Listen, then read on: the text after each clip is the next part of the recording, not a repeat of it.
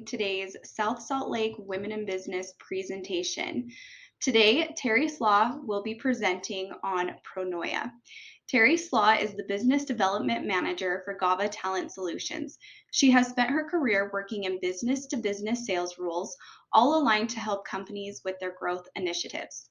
Through real estate, technology, and human capital, Teri's passionate about helping companies expand and grow to that next level. In her free time, Teri serves as the South Salt Lake Chamber of Commerce Women in Business Committee co-chair, the secretary on the board of directors for the Dual Immersion Academy, DIA, and the secretary for the board of directors for SHRM, Society for Human Resource Management. And last but not least, a co-founder of Canvas for a Cause, a 501c3 nonprofit organization that operates on a mission to inspire creative expression and empower our youth. All right, thanks, Olivia, for that great introduction. To set the stage, I'm just going to assume that nobody here has heard of the word pronoia before. It's the opposite of paranoia. So instead of thinking that the world's out to get you, pronoia is the belief that the world is conspiring in your favor to bring you everything that you desire. I know that I create my world based on my beliefs and my expectations. My goal today is to help you see that you have this power within you as well. All right, we're going to get started today with the science side of everything. We're not going to get too deep into the weeds, but hopefully give you enough to pick up a book or do a Google search afterwards and take those next steps. And then we'll talk through some of my experiences that I've had and hopefully show you that we're not just talking about stuff I've read in books or from science and spiritual teachers. It's actually based on my real life experiences. And then I have some tips to share with you to help you with your journey. Some of this next information is from Deepak Chopra's Magical Mind, Magical Body book. So this guy, he's amazing. He's an MD, an FACP. I don't know what that means. He's a scientist. He's a doctor. He's the founder of the Chopra Foundation. He's written over 92 books. This guy's amazing. Time magazine has described him as one of the top 100 heroes and icons of the century. All right, so this number here is 6.5 octillion, 26 zeros. So there's that many atoms in our bodies. So everything's energy, right? Nothing is solid. And with each breath, we're exchanging our body with the body of the universe. So atoms from your stomach, from your brain, your kidneys, they're being exchanged through your breath with the world around you. Deepak talks about if you want to know what your mind looked like previously, look at your body now. And if you're wanting to know what your body's going to look like in the future, look at your mind now. They're inseparable. So those 6.5 octillion atoms, they make up 50 trillion cells inside our body. And 98% of those cells, they're completely replaced within 1 year's time. Every 3 months, we have a brand new skeleton. Every 6 weeks, a brand new DNA. Every 5 days, we have new stomach lining. Every 6 weeks, we have a brand new liver. I think people have heard that before. Every month, you have a new skin. We're connected to everyone and everything, and there's this magical power within us that is renewing our bodies every second of every day. So just that last minute or so on that last slide, 1 million cells in your body died and they were recreated. Right, so 99.99% of your body is mostly empty space. Deepak talks about how a quantum unit of the mind-body connection is a thought. So studies have shown that our thoughts have an electrical charge, and science tells us that our thoughts can be measured outside of our head by instruments that aren't even touching our head. So our thoughts aren't contained inside our head. Each thought has a magnetic charge that reaches outside of your body. That's how what you think about, you bring about. Or, you think of an old friend and suddenly you get a call from them. Quantum physics and quantum mechanics is proving today what so many spiritual teachers have shared over the years. We're all connected and co-creating this ride called life, and everything is energy.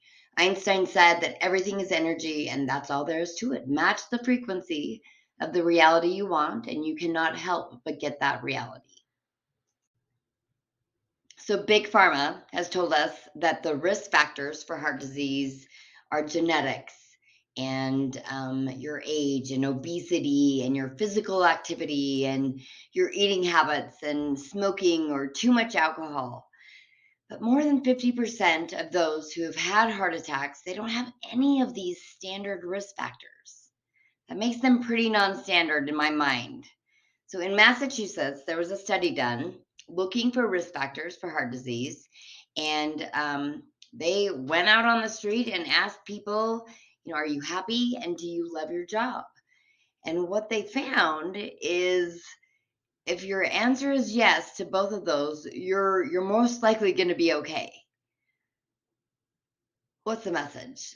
Do what you need to do to make yourself happy right now. And secondly, if you aren't in love with your job, let's talk. Unemployment is still at 2%. Your perfect job is out there. That is, if you believe it is. Okay, so we all know what the placebo is, right? The placebo effect is.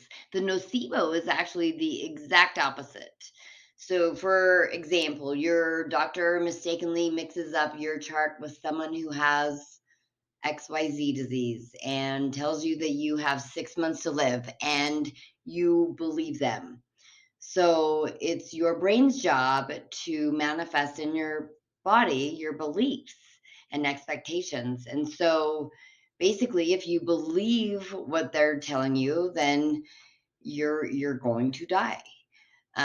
These are just examples of how your beliefs create your body. And the other thing I wanted to mention is there's this thing called fake surgeries. This actually happens. They've knocked people out, cut open their knees, pretended to put in something, sewn them back up, told them it was a huge success, and their knees healed. It's so crazy. It's wonderful. It's the power of the mind. Dr. Bruce Lipton is a stem cell biologist, a doctor, a writer, and he's been doing this research since 1970. Epigenetics wasn't even a word until 1995 when he coin phrased it. And now it's considered mainstream, which I'm not sure I 100% agree with. But it's the science of basically our genes don't turn on and off. He says, if you believe that your genes are affecting your life, then you're a victim of heredity. Epigenetic control, epi means above, so it's control above the genes. And what he's found is that our environment, specifically our perception of our environment, changes the genetic activity. In other words, your thoughts and your beliefs create your world. He's talked about how he's refined his explanation over the years, but there's a lot to it still. Check him out on YouTube. There's a lot of information out there, and hopefully this is going to be enough to pique your interest. Supposedly, we are thinking over 60,000 thoughts a day. And 90% of those thoughts are the exact same thoughts that you had the day before.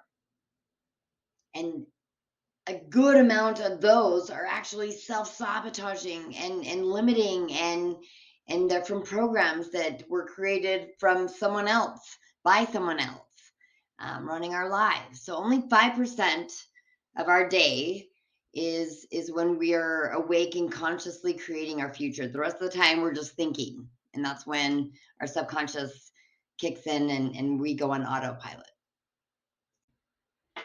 How can we change our subconscious programming? So from 0 to 7, we're in hypnosis, also known as theta, right? Where we're downloading everything we hear or see, whether it's good or bad, true or untrue. It's getting recorded to play back later. You're also going to be, in theta as you're drifting off to sleep. So Bruce talks about, listening to recordings as you're falling asleep. Could be helpful to change your programming. And then my main focus of how I've made changes in my life is making it habitual, which we'll get more into that shortly.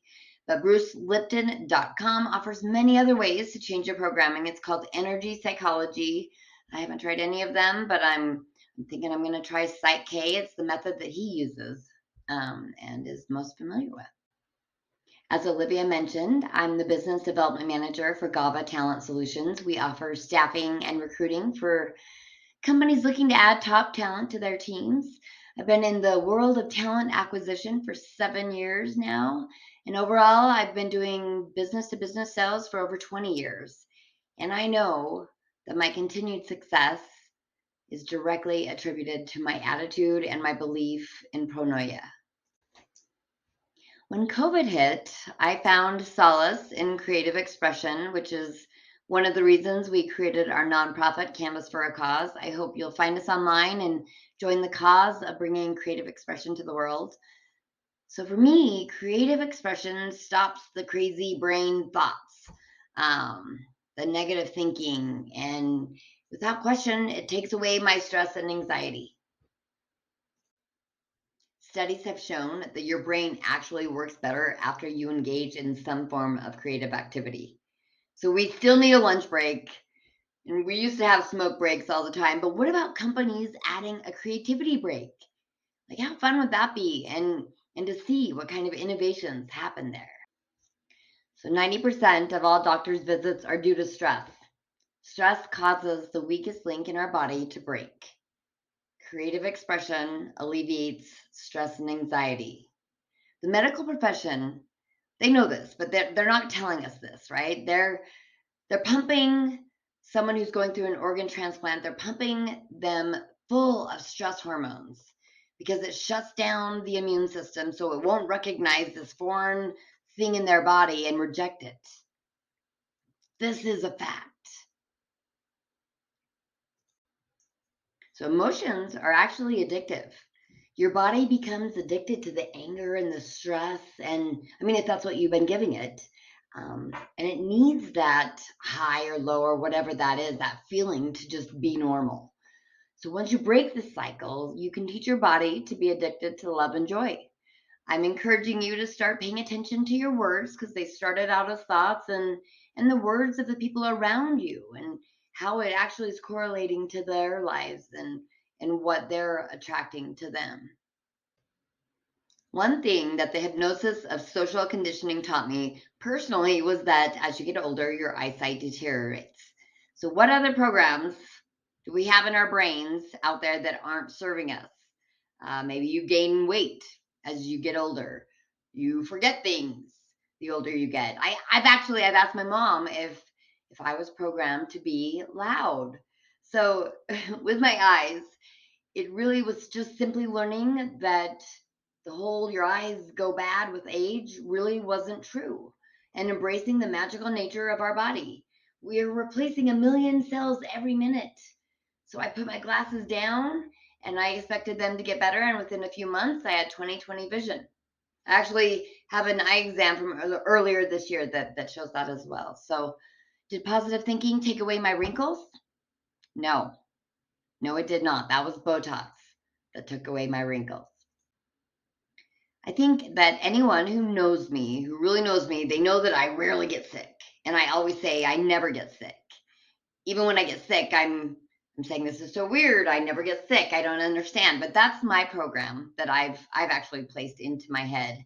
And recently, a good dear friend of mine and I got into it over COVID. We didn't agree, and it was upsetting because I love this person. And I went home and I cried, and I stewed over every word that was said. And it was COVID, COVID, COVID. It wasn't I'm going to get COVID, but my thoughts were on COVID. And lo and behold, a week later, I had COVID. I haven't had COVID for the last couple years, right?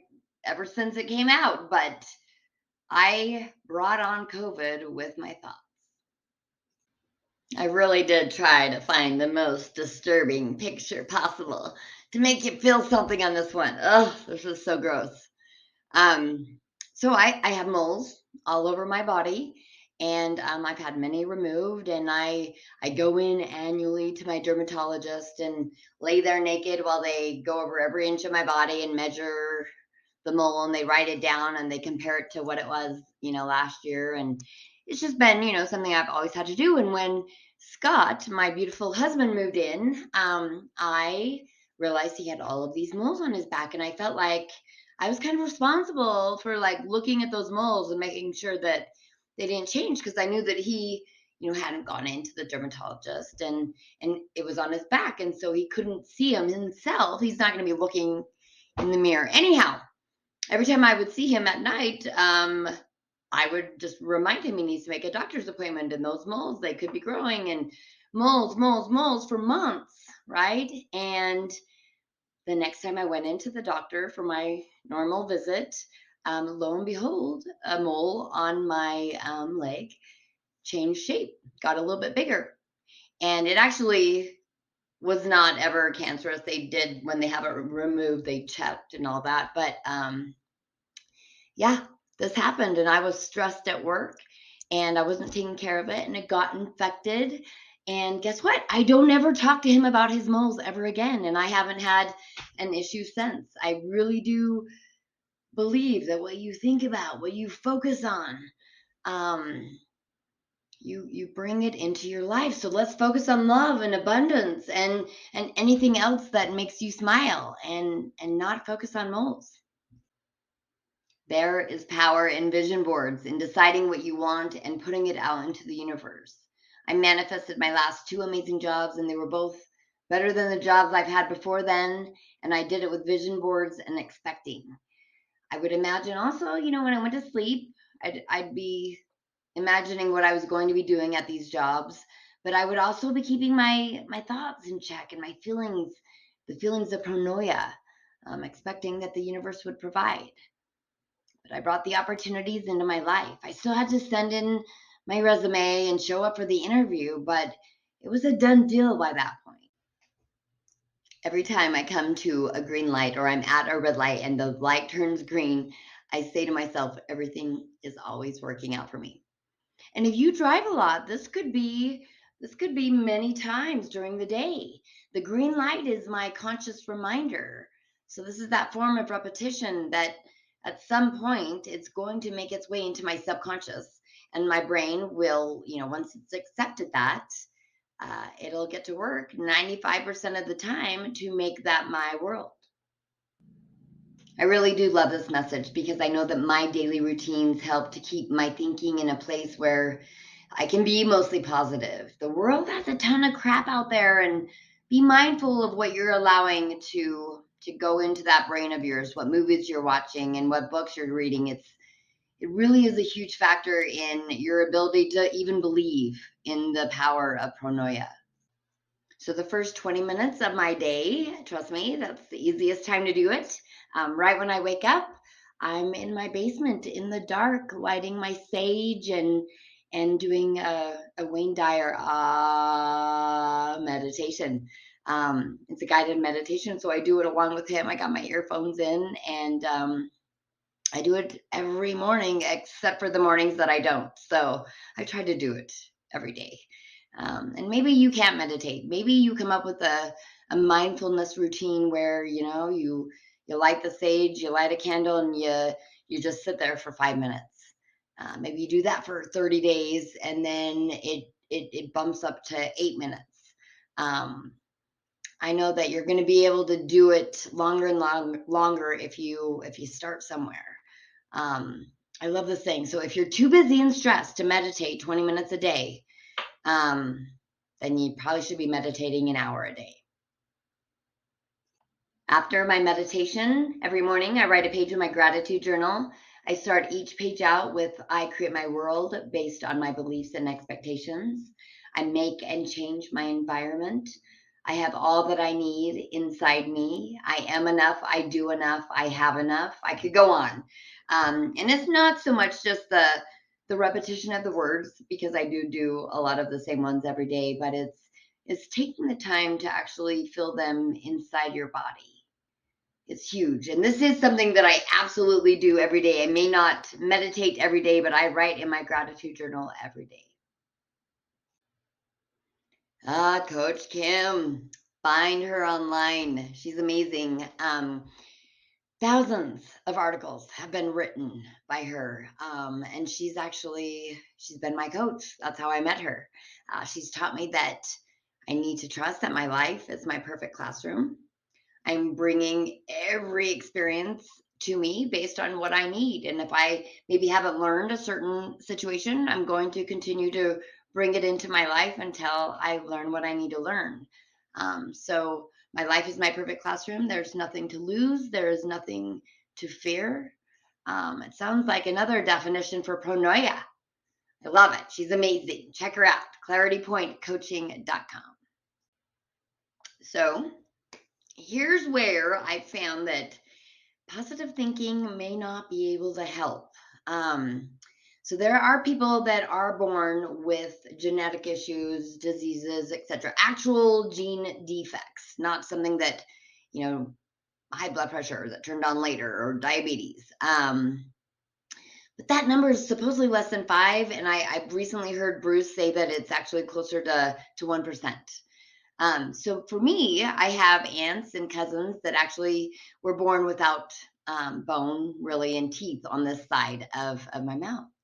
And I've spent the last couple of years like trying to do bone grafts and putting all this fun stuff in there to get my my body to make the bone. And I used positive thinking, and I actually didn't really question. I thought it was going to work.